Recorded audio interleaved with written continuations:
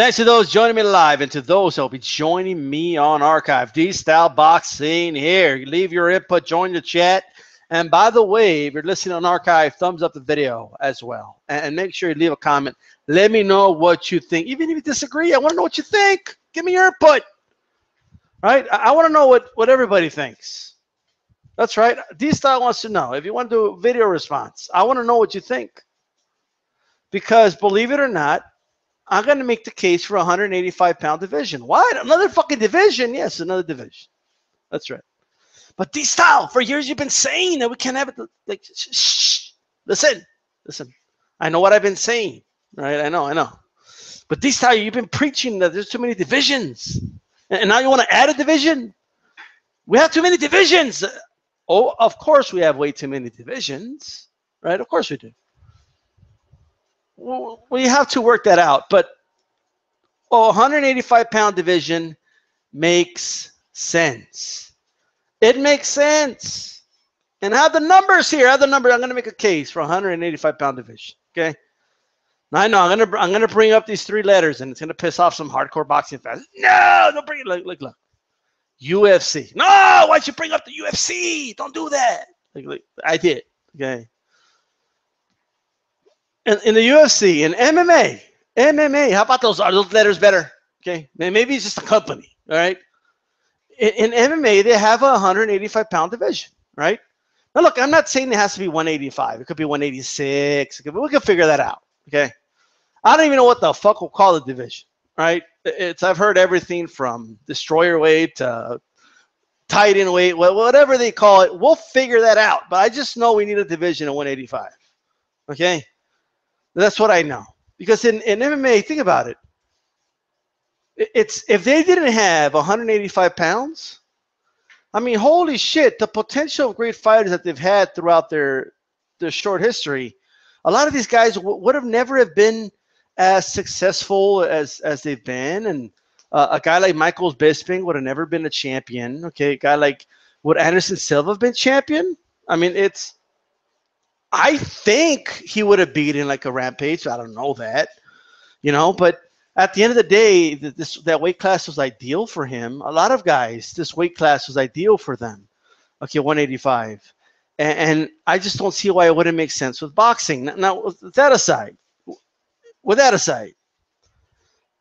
if you were to tell, before I put it aside, if you were to tell an MMA fan, hey, if they were to scrap 185, and really all you have is 170 and 205, and you left that big gap right there, they would think you're crazy. Okay, they would think you're fucking crazy, right? Now, that aside, right? Let's analyze this, all right? Let's dive in. That's what we're gonna do. We're all gonna dive in together. Let's dive in, right? Professional boxing needs a 185-pound division. There's no reason they can't do it. The sanctioning bodies, well, why would they be against it? It's going to be more sanctioning fees for them. Why would they be against it? There's no reason they would be against it, right? But let's make the case for it right now, okay? Let's go division by division. There are 1,236 registered active heavyweight boxers today, okay? That's how many there is active today. At cruiserweight, there is 1,225 active professional boxers today. That's 200 pounds and under. Of those 1,225, how many of those do you believe can make 185 pounds? Okay, I think we'll get a number out of that, right? Okay, let's go down to light heavyweight. If you go down to light heavyweight, there are 1,073 active professional boxers at light heavyweight, right? So over 2,300 professional boxers, over 2,300 that are between 200 and 175. Over 2,300, all right? Now, you may say, well, that's not a lot. You may say, well, so what? You can say whatever you want, right? If we go, okay, let's say I do this, right? Let's say I pick minimum weight. Okay?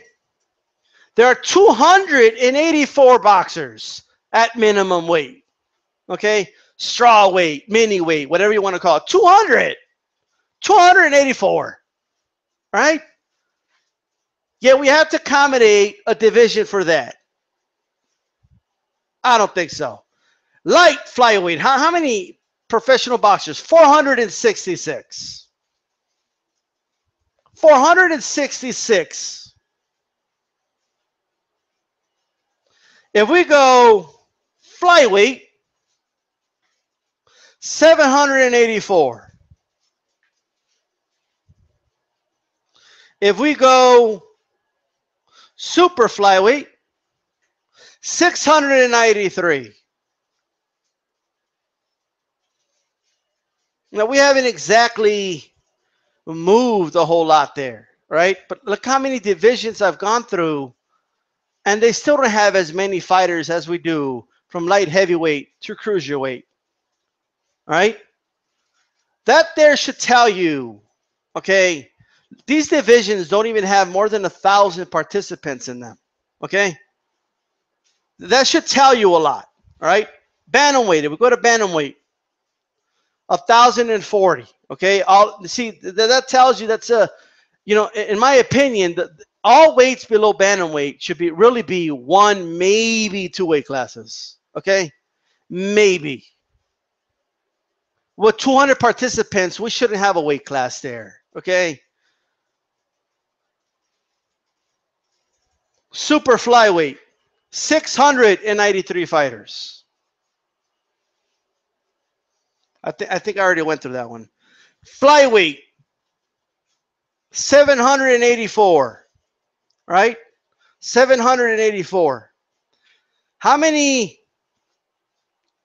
I'm going backwards, guys. I apologize. Super bantamweight, 1,275. You see, it starts making sense when you look at the amount of participants, and it starts making sense. But when you have weight classes with 200, 300, 400 participants, okay, and yet they have weight classes separated by 3-4 pounds, right? But then you go up to, light heavyweight, right? You go all the way up to light heavyweight, and all of a sudden, okay, we have, okay, let's bring it up again, right? In fact, let me put it this way. All right? 168. Let's start at super middleweight.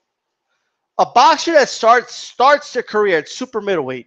Super middleweight has 1,352 participants. All right? That's 1,352. Maybe not someone who started at middleweight or something, but someone who starts at 168. It's very possible as their career progresses and as they get bigger, as they go to light heavyweight eventually, and then eventually 185. That's very possible, right? And then, of course, as I mentioned, light heavyweight. Light heavyweight has 1,073 participants. And then we go to cruiserweight, that big leap. And, cruiserweight has 1,225. Okay, so are you telling me that there isn't, of those 1,200, that there isn't going to be a couple hundred that can make 185? Are you telling me of the 168 and 175 pounders that a lot of them can't make 185 pounds at some point in their career? Of course they will. Okay, we need a division at 185, right? And I have two exhibits. Exhibit A, right? When you look at something like MMA, which is a little more modern, and when they created their weight classes, it was with the times. All right, boxing's weight classes are very outdated. All right, but if you that aside, when you look at the numbers, when you look at the sheer numbers, okay, you're telling me right now that we have weight classes with 200 something, 300 something participants.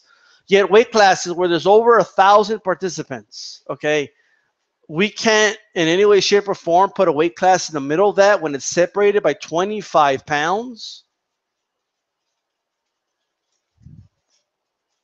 Now, I already did the video on this, but let's just recap through this right away, right?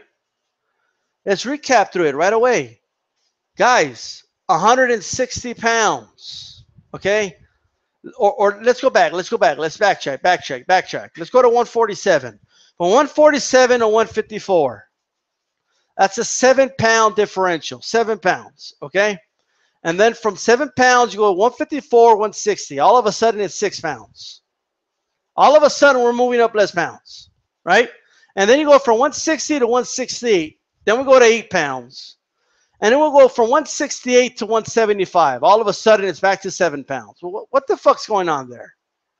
And all of a sudden, you got to go up 25 pounds. That's insane, right? We have way too many weight classes in the lower weight classes, and we're missing one weight class around the 180s, right? We need a weight class right there, right? I know some people have suggested 190. I don't know about that, okay? Maybe you could do 190. Maybe you can. And maybe you could bump up cruiserweight to 205 or 210, right? But at the end of the day, it's got to make sense, right? And we're missing a weight class right there. There's a lot of bodies, and 185 is very ideal for a lot of walking human beings, a lot of athletes. 185 is a very ideal weight, okay? The fact that we don't have a weight class there is unbelievable to me. It's unbelievable, right? It really is. So we need a weight class there, right? What we call the division, I don't fucking know, okay? But I'm dying to know what you guys think. I'm dying for you to give me your opinion. Give me your take, right? I want to know. DStyle really wants to know, okay? And I invite you, look at the numbers, you know? And look, I'm not saying I'm right. I'm saying if I'm wrong, you know, tell me why I'm wrong. Just give me your opinion, all right? Those are just my takes. That's what I think. All right. Let me open the chat really quick in case there's any comments about this. I don't plan to stay on this video way too long. Okay, I have another video I want to do. Do I think Tyson would have got to 185? Not really. Tyson was a heavyweight, man. It's don't confuse his height. Don't confuse that 5'10" height with his fucking frame. That dude was a massive dude. All right. But anyway, this is DStyleBoxing. Keep it boxing. I'm out.